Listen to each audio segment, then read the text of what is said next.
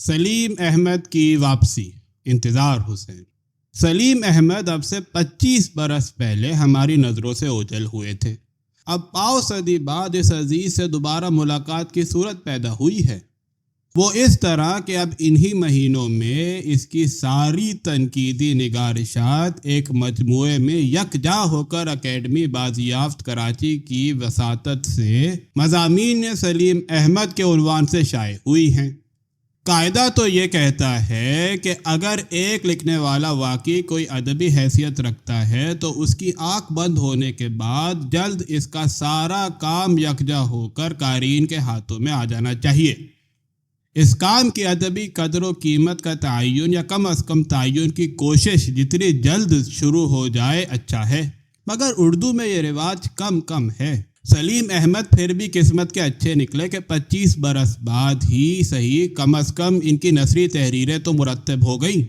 اس سے توقع بنتی ہے کہ ان کی شاعری کو بھی اکٹھا کر کے شائع کیا جائے گا، مگر کون اکٹھا کرے گا؟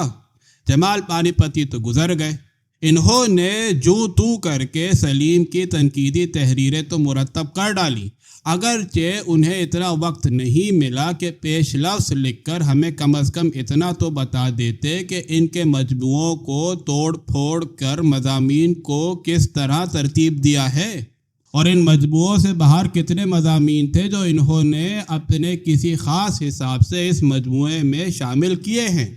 جمال پانی پتی پیش لفظ نہ لکھ پائے، مگر چھاپنے والوں نے یہ لازم سمجھا کہ جمال صاحب نے سلیم احمد کے ادبی مقام و مرتبے کا تعین کرنے کی غرض سے جو ایک مقالہ لکھا تھا اسے بطور پیش لفظ یہاں شامل کر دیا جائے۔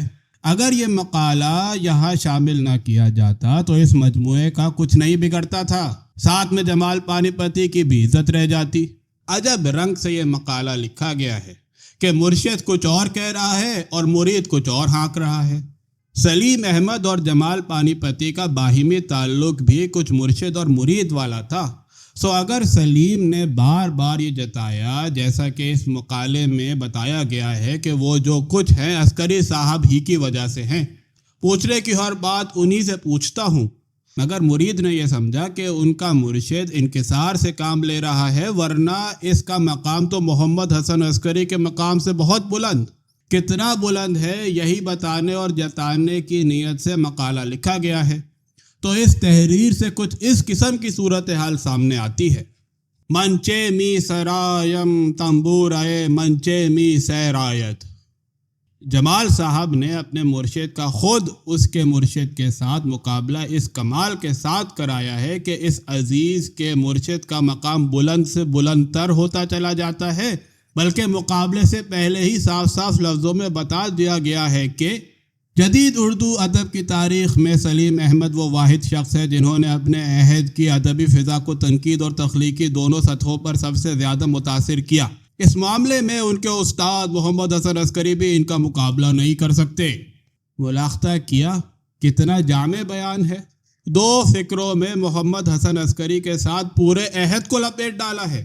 بندہ خدا تھوڑا کراچی سے نکل کر بھی ارد گرد نظر ڈال لی ہوتی، آخر اردو دنیا اور اردو کا ادبی منظر کسی ایک شہر تک تو محدود نہیں ہے۔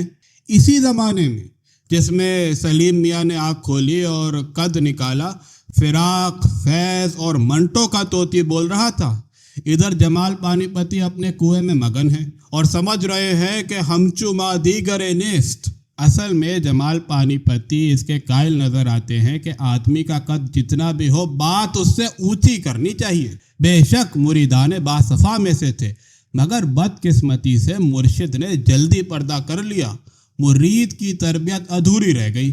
ایسے مرید بالعموم مرشد کے لیے بلائے جان بن جاتے ہیں۔ شاید عسکری صاحب اسی لیے ادب میں پیری مریدی اور استاد و شاگرد کے رشتے کے بہت خلاف تھے۔ شاید کسی مضمون میں سلیم نے یہ لکھا بھی ہے کہ وہ تو اپنے آپ کو عسکری صاحب کا شاگرد جانتے ہیں، مگر عسکری صاحب انہیں اپنا شاگرد تسلیم کرنے کے لیے تیار نہیں ہیں۔ مگر عسکری صاحب کی نا پر آپ مت جائیے۔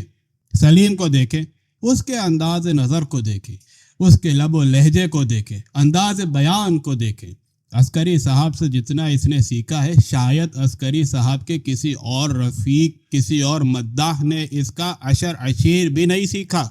عسکری صاحب اور سلیم میں مجھے ایک دلچسپ فرق نظر آتا ہے، اور اسی فرق سے ان کے درمیان چھوٹے پیمانے پر کچھ سقراط اور افلاطون کا سا رشتہ پیدا ہوتا ہے۔ عسکری صاحب اجمال کے قائل تھے، سلیم کو تفصیل میں لطف آتا تھا۔ اکثر ادبی سوالات کے سلسلے میں یہ نقشہ نظر آئے گا کہ عسکری صاحب نے چلتے چلتے ایک بات کہی اور آگے گزر گئے۔ تفصیل کے لیے آپ رجوع کیجئے سلیم سے۔ بس اجمال کی تفصیل کرتے کرتے ہی سلیم کی تنقید نے اپنا رنگ نکال لیا، اور دیکھتے دیکھتے وہ ایسا مرخانہ نقاد بن گیا کہ اپنے عہد کے ہر اینٹے خاں سے سینگ لڑانے کے لیے تیار رہتا تھا۔ عسکری صاحب اپنی لڑائیاں خود لڑنے کے قائل تھے، مگر سلیم نے ان کی کتنی لڑائیاں ان سے پوچھے بغیر اپنے ذمے لے لی تھی، اور انہیں اس طرح اپنایا کہ وہ سلیم کی اپنی لڑائیاں بن گئیں۔ ہر وقت کیل کانٹے سے لیس ہر نقاد اور ہر دانشور سے ٹکر لینے کے لیے تیار۔ کیسی زندہ تنقید لکھی، کیسے کیسے سوال کھڑے کیے، اور ان سے کیسے کیسے مضمون نکالے، مگر کتنی جلدی گزر گیا۔ اردو تنقید کا شعلہ مستعجل تھا، خوب بھڑکا، مگر بس ہمارے دیکھتے دیکھتے بجھ گیا۔